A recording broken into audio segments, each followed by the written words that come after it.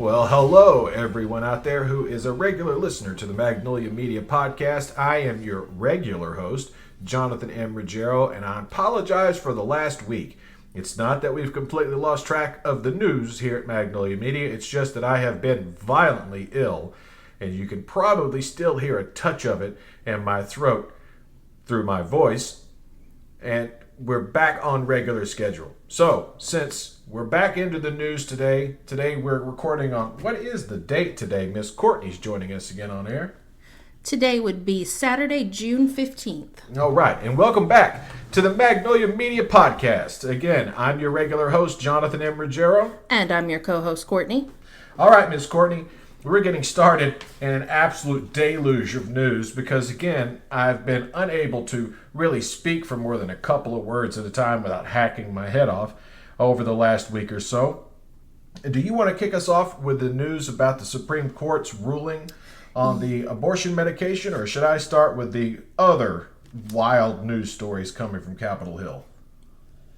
Okay, well, let's just start with some bulletins. Donald Trump has returned to the scene of the crime. On Thursday, this week past, he did return to try to consolidate GOP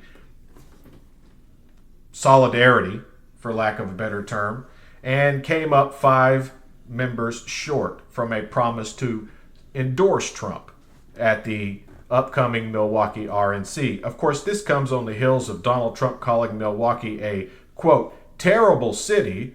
So that's the place where the GOP is having their convention. Keep that in mind. So that should help a lot with local residents, including the mayor, who fired back saying he understood terrible because he lived through 4 years of Trump being president. So back at you, buddy. A big shout out to Milwaukee's mayor. And there's no apology. No apology from Donald Trump. Big surprise. When he appeared on Capitol Hill, he didn't apologize to the members of Congress who were there that day when he tried to have them all executed. There was no apology to the police officers who Republicans pretend to support, the more than 150 officers who were assaulted by the MAGA crowd on that most terrible of days, January 6th, 2021. A quick word about Hunter Biden.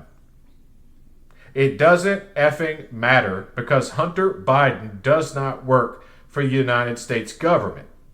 He never has, and he never will. Hunter Biden was, of course, convicted on some gun charges that'll be overturned on appeal because it was obvious selective prosecution by a Trump-appointed special prosecutor who Joe Biden had every right to fire but didn't, and will not pardon his son, but instead let his son fight this out in the courts. And remember, Hunter Biden is his one remaining child from his first 3 children with his first wife, who was killed along with his daughter in a 1972 car crash. This man has really lived a full 82 years. Moving on, more scandal at the Supreme Court. As if the Alito family needed any more effing trouble, Martha Ann, or at least Martha Ann's being thrown under the bus that was purchased for Clarence Thomas, hanging flags. First of all, no member of the Supreme Court should be allowed to rule on anything when they completely abdicate their duty and allow an upside-down distress flag to be flown outside their house. What happens when something actually terrible goes on at a Supreme Court justice's house and they see the distress flag sign and think that's just old Martha Ann being a bitch again? Also, at the New Jersey summer home of the Alito family, the insurrection flag was being flown, and her response, again, this is Martha Ann Alito, because Sam Alito, despite being a hard right-wing neo-fascist Christian, or Christo-fascist, I should say, doesn't run his own household.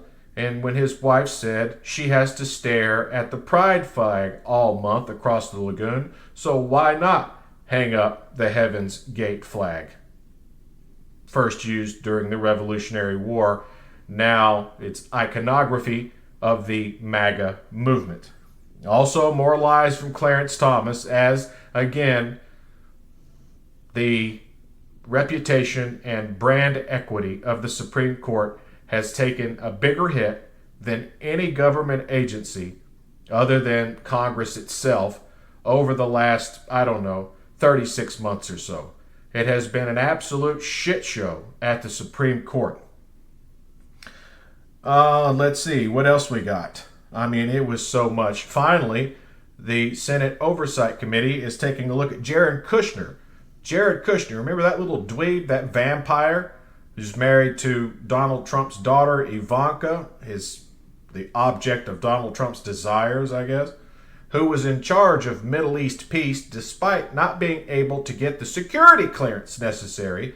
That security clearance was overridden by his father-in-law, Donald J. Trump, elderly convicted felon, Donald J. Trump. He has a new name now, so we have to use his full title, elderly convicted felon, Donald J. Trump, who will be sentenced on July 11th and hopefully gets at least 30 days in jail after the show that went on in Judge Merchan's courtroom last month. Also, again, Clarence Thomas. Clarence Thomas, even after revising his memos on all of the gifts he's received, we find out he came up about $800,000 short. And that's just what investigative reporters can find out. And of course, all of this money coming from right-wing billionaire Harlan Crow, who has had an endless number of cases before the supermajority right-wing sycophant Supreme Court. Again, these Christo-fascists doing themselves no favors whatsoever.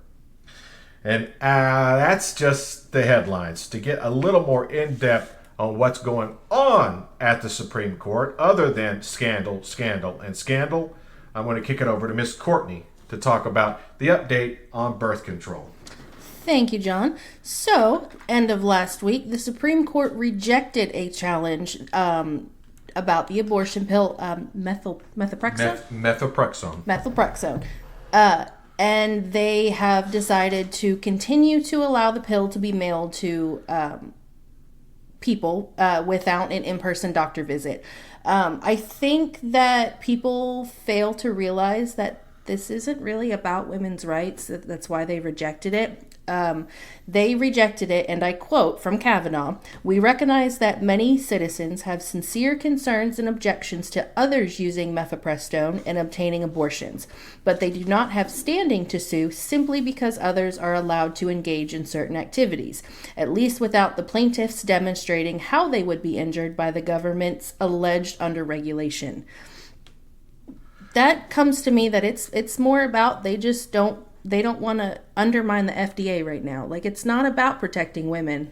I don't think it's even a matter of wanting to undermine the FDA. I think this case lacks so much merit because the plaintiffs in this case have in no way been harmed by the medication they're pursuing the ban of, or of which they're pursuing the ban. And we know it's coming. It's going to come back around. It's coming when the right group of plaintiffs It's come. going to take the right case with the right wording and the right presentation.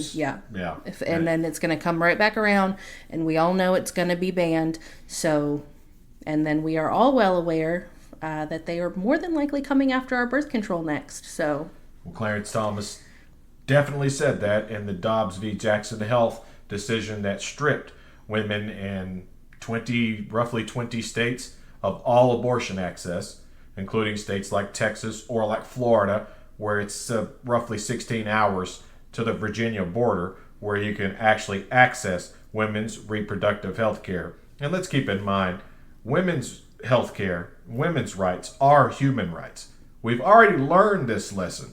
We went through women's suffrage in the 1870s, 80s, 90s, 1900s, 1910s, 1920s, before just white women got the opportunity to vote, before that right was finally expanded to all women in the 1960s.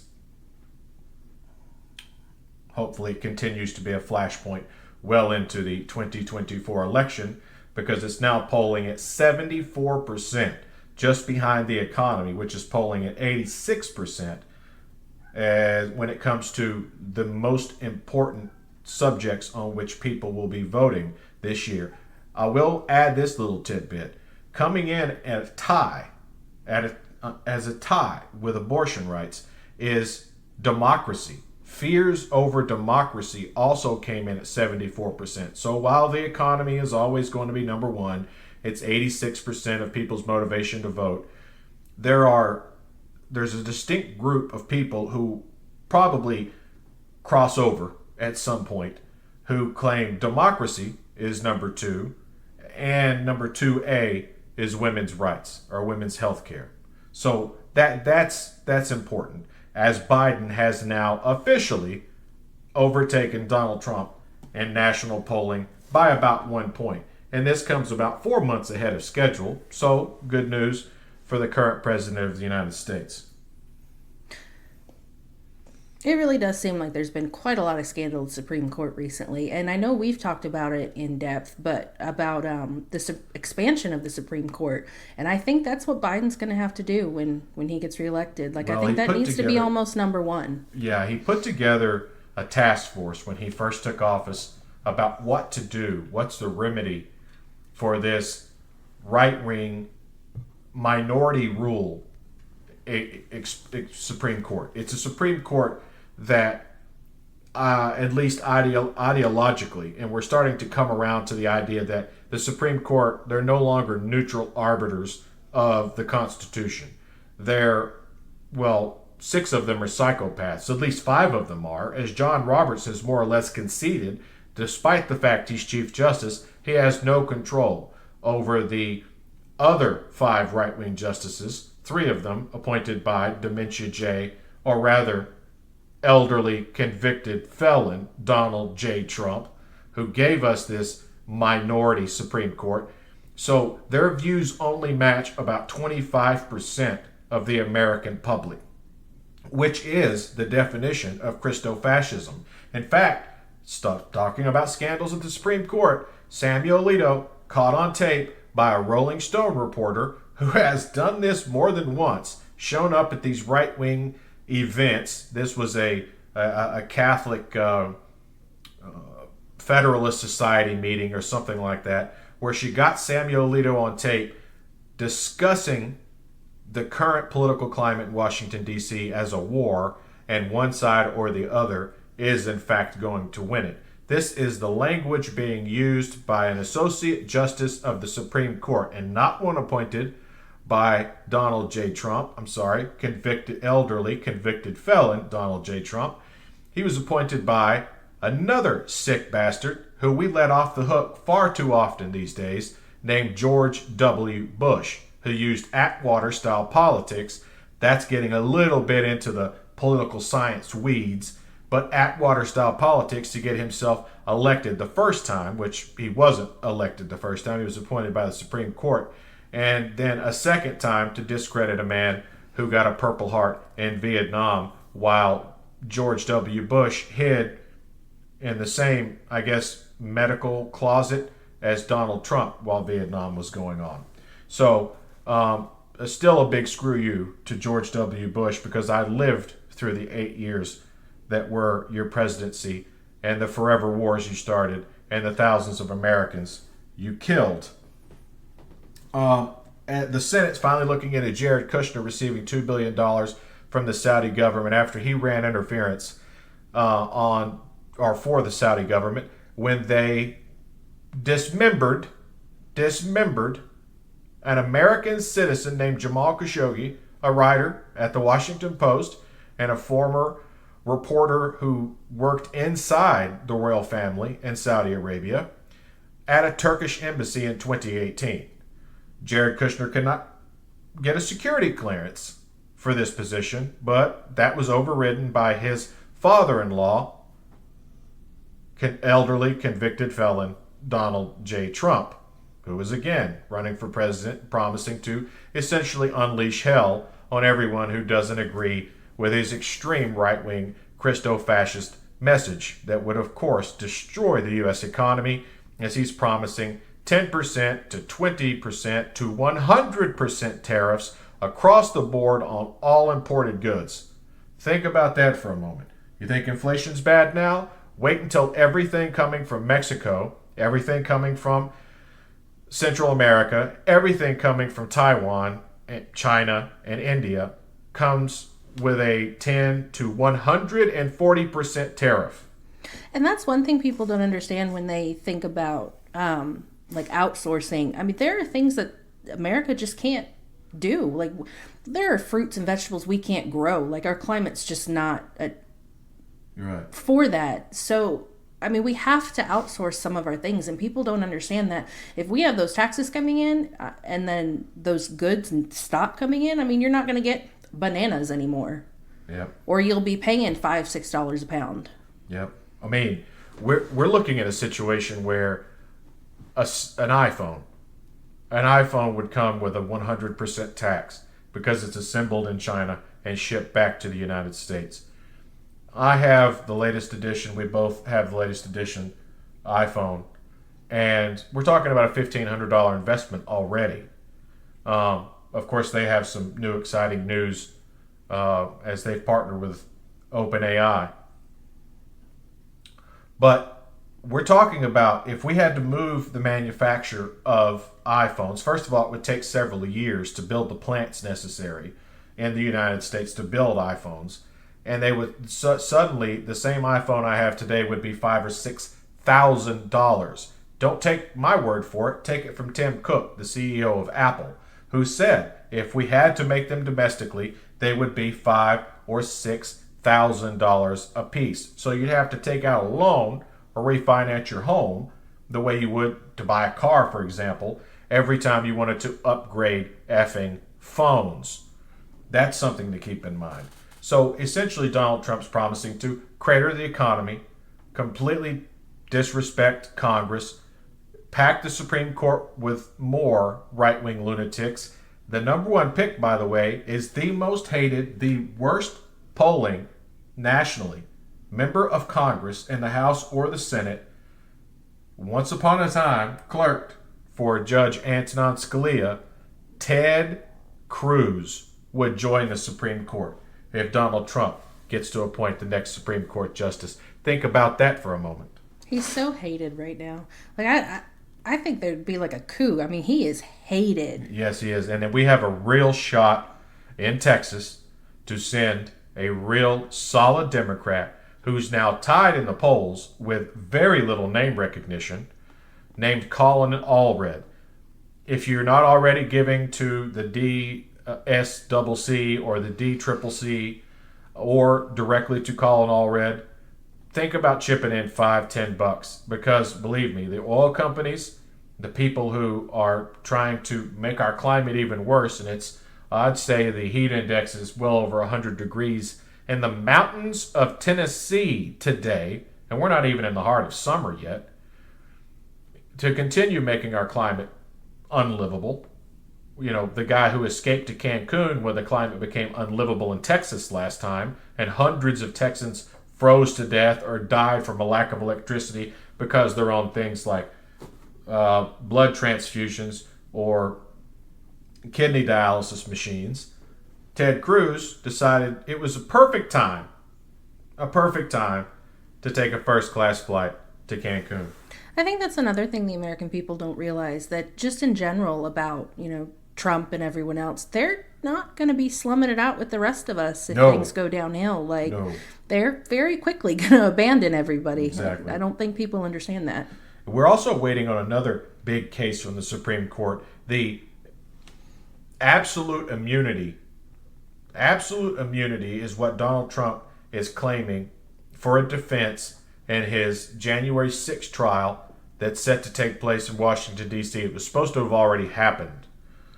It's funny that he's not saying he didn't do it. He's just trying to claim immunity from Right. it. He's trying to claim absolute immunity, which would kill his defense. I mean, he'd have no defense left if this case is returned to Judge Tanya Chutkan. However, you could understand that a politically motivated, extreme right-wing, Christo-fascist Supreme Court wouldn't want to make the president a king because Donald Trump is not president. Joe Biden is. That would give Joe Biden the ability to say, I'm going to protect the Constitution, and even though he won the election, he's not becoming president. And if he thinks he's going to sick his mob on the House or the Senate or the Supreme Court, or the White House, remember, Joe Biden would still control the National Guard, meaning all the bullets, the machine guns. You're going to need a lot more than your, AR-15 and your hunting dog to try to sack the Capitol with Joe Biden in the White House. I promise you that. I wonder if that's almost the way it needs to go. We'll just cut everything off at the source. What they're going to do, and there's two options. They're either going to say, no, you're not immune. That means the case starts within 30 to 60 days in Washington, D.C. under Tanya Chutkan, who will oversee a conviction of Donald Trump in Washington, D.C., which will put him directly in prison. There'll be no stop-go, no wait to see what the results of the election are. You're going directly to prison. The other option is he is given that immunity. And again, that would extend to Joe Biden, who then could just say there's not going to be an election in November because I'm not leaving either way. And when I do leave, I'm appointing a successor, likely Vice President Kamala Harris, because she's only in her mid-50s and could rule for a long, long time. The other option would be to make this case granular.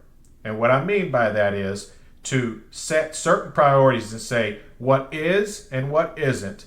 Send that back to the trial court. And every time there's a question about what is presidential immunity and what isn't presidential immunity, it'll go all the way back through the court system again, back through the appellate court, which it'll start with a 3-judge panel. Then they'll request an en banc review. That means the entire 11-person panel.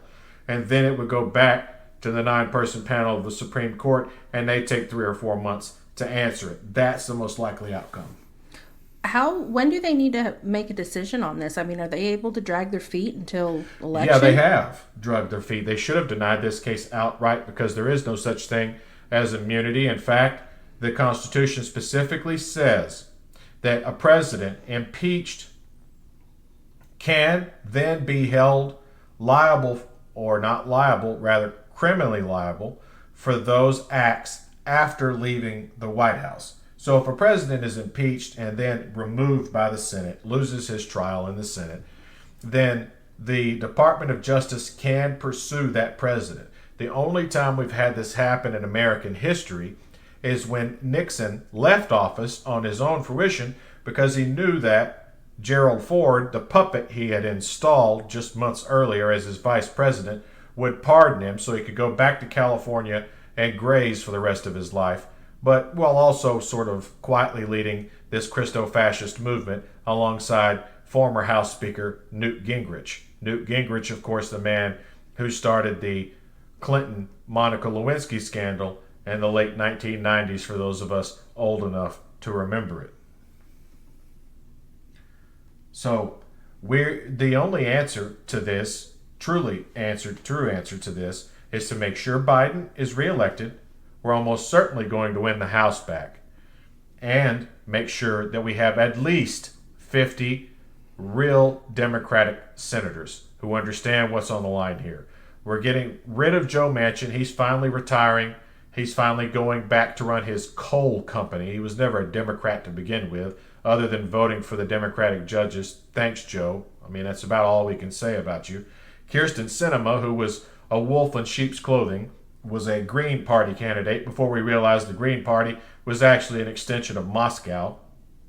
So she's voted down everything, including the child tax credit and a $15 an hour national minimum wage. So she's not a real Democrat. She's going to be replaced by Ruben Gallego in Arizona, who's running against crazy Carrie Lake, who has no chance of winning that seat. Across the country, Democrats are in great shape to hold on to all of their other vulnerable seats. But if they lose one more, and they likely will, Montana, that's John Tester's seat, in a presidential year, that means we'd have to pick up one seat somewhere. And the two most likely candidates are Florida, which I don't trust at all, and Texas, that I trust a little bit. And it has become a 1 to 2 point state. And again, Ted Cruz is the man on the ballot. Ted Cruz would only manage to get reelected because it's a presidential election year. However, Colin Allred is now polling even with him, and I bet you don't know who Colin Allred is. He's a House member, represents, I think, the 56th district in Texas, and frankly, is an outstanding candidate for the United States Senate. He has all of the pertinent degrees you would want in a United States Senator. He's a young man. He's a man of color. And he's a former linebacker for the Dallas Cowboys. That helps. I mean, we've seen with this sudden influx of sports stars getting into politics Tommy that apparently... Tuberville, the failure football coach at Auburn. I mean... Hell, here in Knoxville we've got... Dumbo-eared jackass who held up military promotions because he wanted to stop, I guess, gay people and transgender people from being able to enter the United States military, crippling our military for about 6 months. I mean, hell, even here in Knoxville, we have, Glenn Jacobs, I think? Knox County's mayor is Glenn Jacobs. Knox County. The city of Knoxville has a nonpartisan, however, liberal mayor. But when we do live in the city, so F you, Glenn Jacobs, and your wrestling career, even though Glenn Jacobs did kind of save my ass, and a story I'll tell about myself at some other time. Glenn Jacobs is another right-wing lunatic. This is the embarrassment of living in a place like East Tennessee. He's the former professional wrestler known as Kane. If you know who he is, you probably don't listen to this podcast anyway. So, but yeah, former WWE wrestler Glenn Jacobs, known as Kane. You can look it up. You can Google it. Kane. It's humiliating as it is. And of course, our representative for this area of Knoxville, which has been gerrymandered to death, is Tim My Daddy Burchett, a man who can't clear up his speech, just even with the what used to be distinguished position of serving in the United States Congress. That's kind of where we're at. We've touched on Hunter Biden. We've touched on Donald Trump, of course, again, elderly, convicted felon Donald Trump.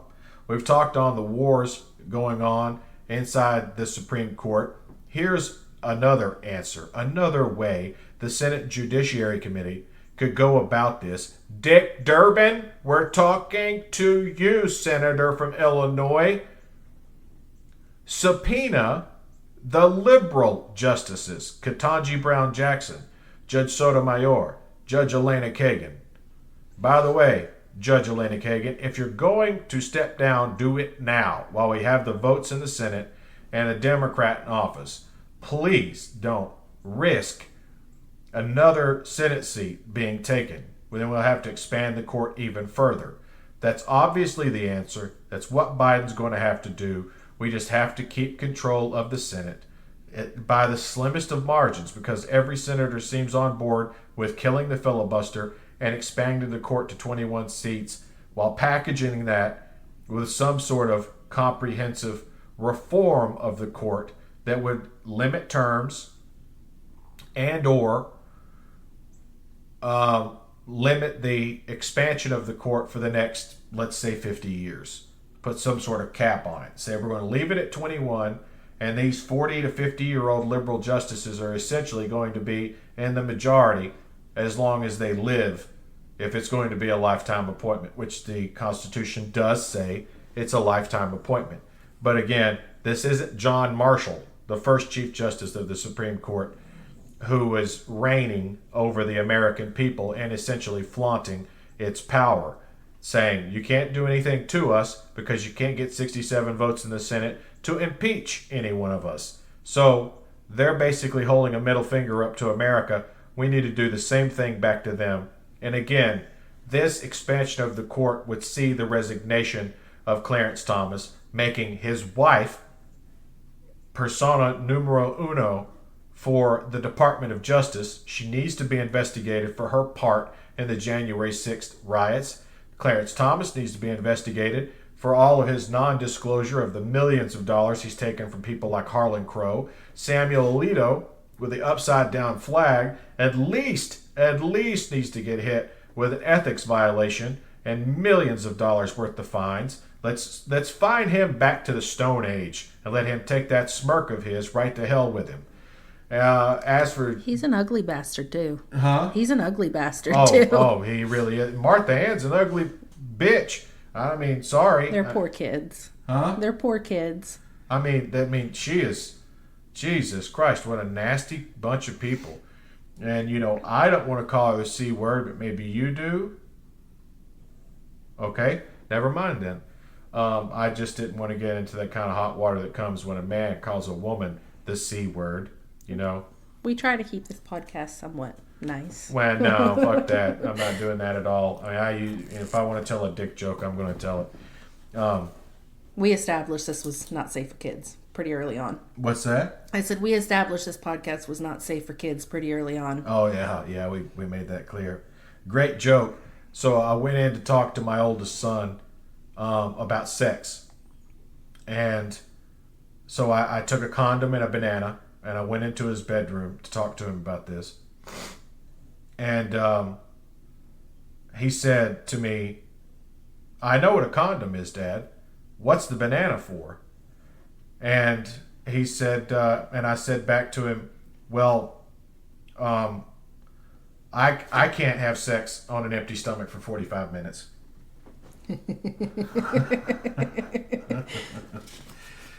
Anyway, I'm probably going to hell for that.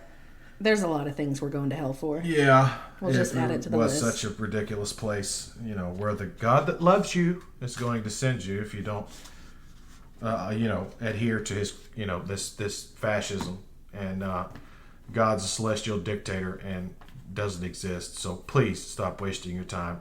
Those listeners we have in Europe, you're a little more advanced, a little bit more of the hip bourgeois than we are here in the United States. We are very much the people you cast out of Europe. Make no mistake about the American people. The American people, about half of us, are the Neanderthals that you sent packing on the Mayflower in 1619. We are the frontier people who never really matured into developed nation material. The shitheels you saw us as pre-World War One. That is very much America. Just because we won World War II and reshaped the world order doesn't mean we're not still the world's largest pack of assholes. It is kind of interesting to think that how, not for lack of a better word, underdeveloped we are compared to like a lot of European countries. How we're still such a major world power. We are the world power. We're their major world power. We are the reserve currency. That's why we can run a $32 trillion deficit and not feel the sting of it. A country like Britain, for example, is limited on how much money they can borrow from their central bank because they're not the world's default currency. It's not the British pound. That's why Brexit was such a huge mistake, because the euro is the second most powerful currency on earth. So you see where Brexit was a right-wing mistake. It was an abdication of David Cameron, who was the prime minister of the time's duty to make that decision. That was not a decision for the general public of Great Britain to make. It's put you in a position where you may actually lose Scotland. Scotland, where all your oil reserves are, where most of your navy is ported. I don't know what the future holds for Great Britain. I do know that a better day is on the horizon, because on July 4th, they will have snap elections. They will have a new prime minister. They will have a new majority in parliament, and it will be the Labour Party. We're finally getting rid of those conservatives who used to be, British conservatives used to be Thatcherites, which was sort of like Reaganites, but socially liberal. So liberal on free health care, liberal on, which is the NHS, liberal on gay marriage, liberal on gay rights, things of that nature. Then Boris Johnson comes along and radicalizes, much like Donald Trump radicalized the right wing in America. So the Brexit vote comes up under David Cameron in 2016. They vote to leave the European Union, the Brits do. As a result, their economy's cratered, unemployment's 9%, inflation is 8.5%. The British economy has gone from the second largest economy in the world, which has to pay for 70 million people to have health care. It's an aging population, while they become more and more xenophobic, just like we are here in the United States. We don't use the term on this podcast illegal alien, because there's no such thing as an illegal human being, period. They might be undocumented, they might not have the right paperwork, they might have entered the country using a non-traditional port of entry, but they are not illegal. They're not illegals, as the right likes to call them. That's absurd. I'm of Italian ancestry, if you can't tell by the mouthful of a last name that I have. She's white, so I can tell you now, we both, at some point, our families were people who came here from another country probably less than 250 years ago. In my case, it was less than 100 years ago. So we're all migrants in the United States. We just happen to be of European ancestry, at least for the most part, I would assume. With that being said, that's about all we can fit into one show, especially trying to do a little bit of a deep dive on the Supreme Court and its absolute dysfunction and the threat that's coming, as 49 Republican senators, all 49, signed a bill, signed a pledge that they would endorse IVF, in vitro fertilization, only to have the Southern Baptist Convention denounce it. These people, I'm so glad I stopped being a Southern Baptist at age 9. They've decided to vote. So the very next day, Senate Democrats brought a bill to the floor to protect IVF, and all but 2, that's right, 47 out of 49 Republican senators voted it down. So these people can't be trusted. Don't trust them with your health care. Don't trust them with your children who might be in the service. Don't trust them with your economy. Don't trust them at all for anything. Let's keep democracy, because it's worked pretty well thus far. So as we're wrapping it up here, any last words from you, Miss Courtney? I'm not one for conspiracy theories, but to all our listeners, if you're not planning on having kids in the near future, definitely start thinking about birth control, because we're all well aware that's what they're coming after next. Clarence Thomas made that clear in the Dobbs decision. Of course, 2 years ago this summer, we're coming up on the 2-year anniversary of the gutting of Roe v. Wade. We just want our listeners to be safe. Yeah, absolutely. We want you to be safe. And this is Jonathan M. Ruggiero coming to you, signing out, from the Magnolia Media Podcast. And I'm Courtney signing out. All right. Until next time, be well.